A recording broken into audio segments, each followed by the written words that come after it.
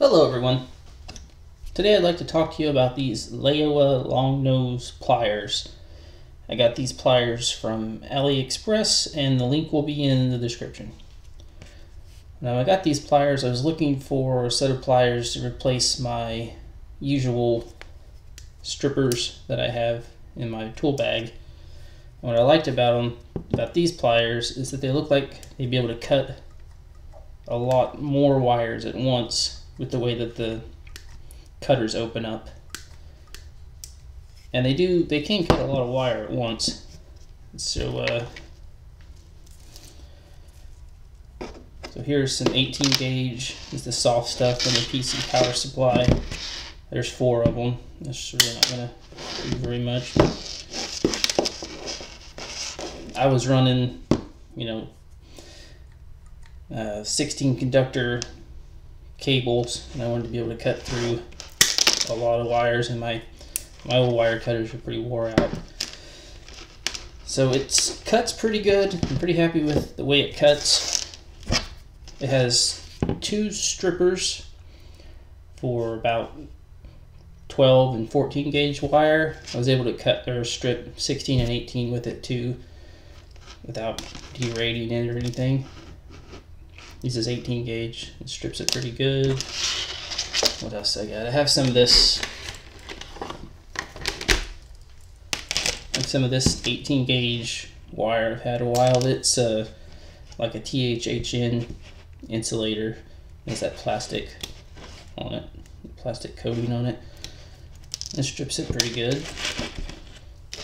I was able to change a 3-phase motor last week with it, and it had 10 gauge wire, and I stripped 10 gauge wire with it. So it will strip larger gauge wires, but you have to use the strippers to do it, and just be careful, and it does it just fine. What else do I got to cut? Well, here's a giant zip tie. It cuts that pretty good. And one more thing to cut, and then we'll quit cutting stuff. So here's some 3 conductor and a ground Romex 12 gauge. That's what I had for my dishwasher. And not super easy, but it does cut through all 4 of them cleanly. So the next thing is it's got a set of crimpers, and the crimpers are not good for insulated connectors, and there's not really intended for insulated connectors, but if you have uninsulated connectors or those ferrule connectors, I did several ferrule connectors with it last week, and it did a really good job on those. So the other thing is this part right here, I think, is intended for turning bolts and stuff, and I wasn't able to turn any bolts with it. It really didn't. It slipped. I had a 3/8 bolt that I needed to back out, and didn't want to go get a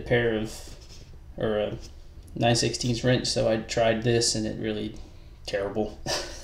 But I guess if you have it, you needed it really bad, you could try it.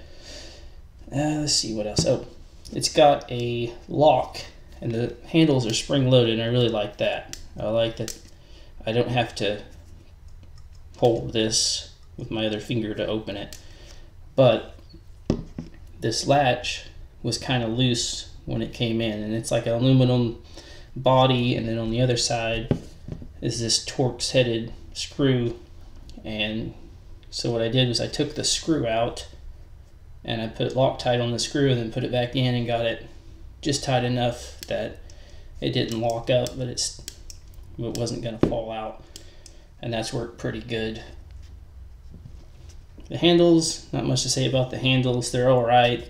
A little thin, but they don't feel bad, and they don't feel sticky or anything.